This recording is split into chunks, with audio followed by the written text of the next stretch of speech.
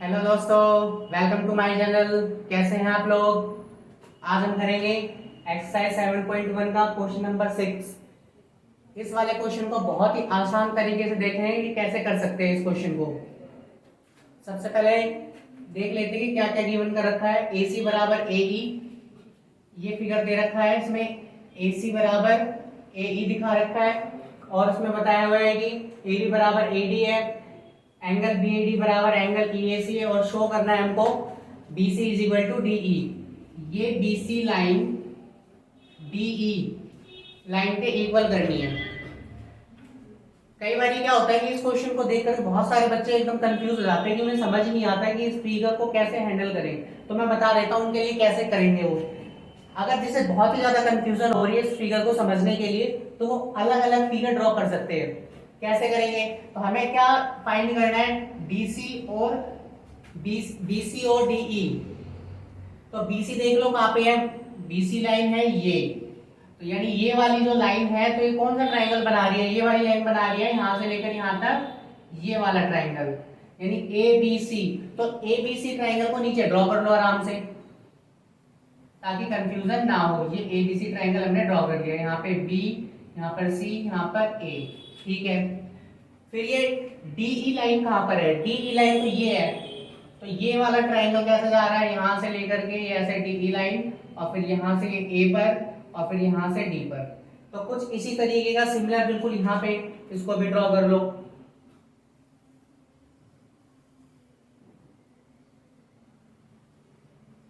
इस तरीके के दो ट्राइंगल दे रखे हैं, इसके नाम लिख लो। यहाँ पे D है, यहाँ पर E, यहाँ पर है A। ये दो ट्राइंगल दे रखे हैं और इन्हीं दोनों ट्राइंगल्स में बताना है कि तुमको ये BC जो लाइन है ये DE लाइन के इक्वल है या नहीं है। अब यहाँ पे गिवन देख लेते हैं क्या क्या गिवन कर रखा है। AC बराबर AE, इसमें ये AC लाइन है ये वाली, ये किसके बराबर है?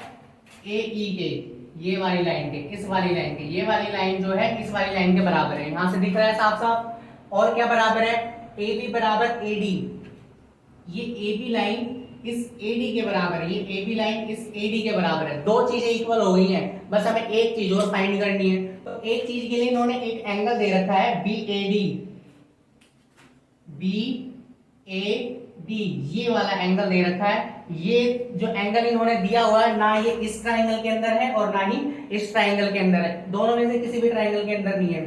और EAC ये दोनों जो दे रखे एंगल, ये दोनों भी ट्राइंगल में से किसी भी ट्राइंगल के अंदर नहीं है। अब कैसे हमें इन दोनों एंगल का यूज करके इस सवाल को सॉल्व करना है। हमारे पास दो चीजें तो इक्वल हमें मिल चुकी है, हमें तीसरी चीज और इक्वल क्या चाहिए? तो तीसरी चीज देखो हम क्या कर सकते हैं। अगर ये हमारा है BAC, ये हमारा पूरा ट्राइंगल दे रखा है, इसमें बस एक यही तो लाइन दे रखी है D तक। ये वाली लाइन D तक दे रखी है इन्होंने और एंगल इन्होंने यहां तक सिर्फ दे रखा है। अगर जो ये वाला एंगल जो बचा हुआ एंगल है, ये इस वाले एंगल को अगर मैं इसमें ऐड कर देता हूं तो ये पूरा बड़ा सा एंगल बन जाएगा हमारा। सेम इसी तरीके से इसमें देखो EAD दे रखा है लेकिन C आगे की तरफ है, तो यहां से इस तरीके से ऐसे इन्होंने ड्रॉ कर रखा है।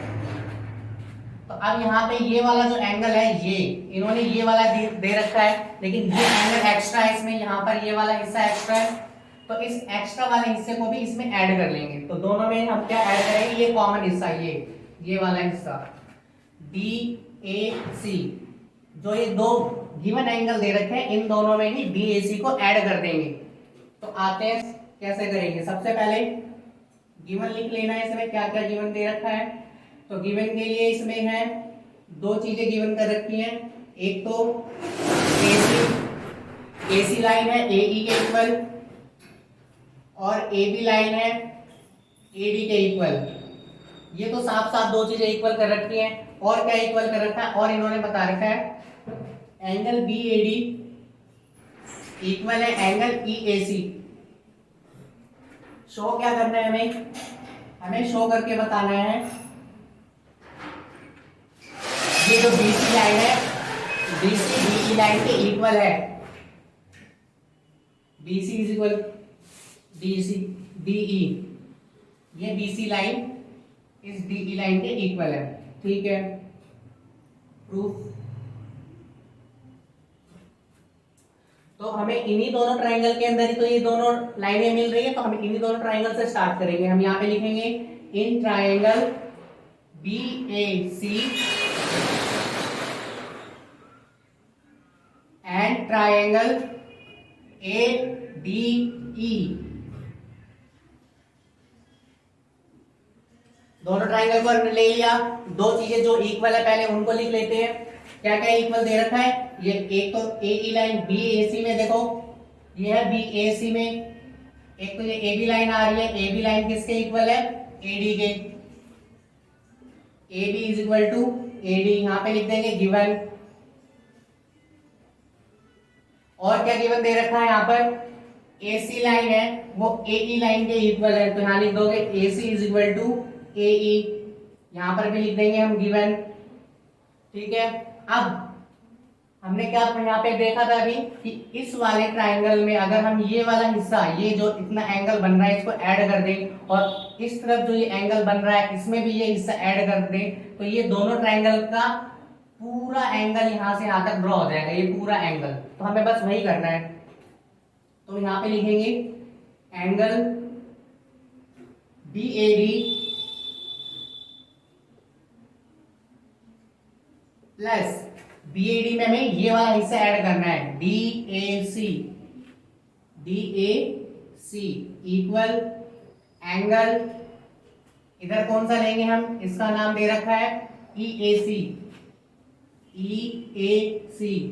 इसमें भी कौन सा हिस्सा ऐड करना है, ये DAC वाला एंगल DAC। और ये दोनों जैसे ही हम इसमें ऐड करेंगे तो हमारे पूरा एंगल बन जाएगा BAC, angle BAC is equal to, और इसमें जैसे ही BAC ऐड कर देंगे EAC के अंदर तो ये हमारा पूरा एंगल बन जाएगा EAD।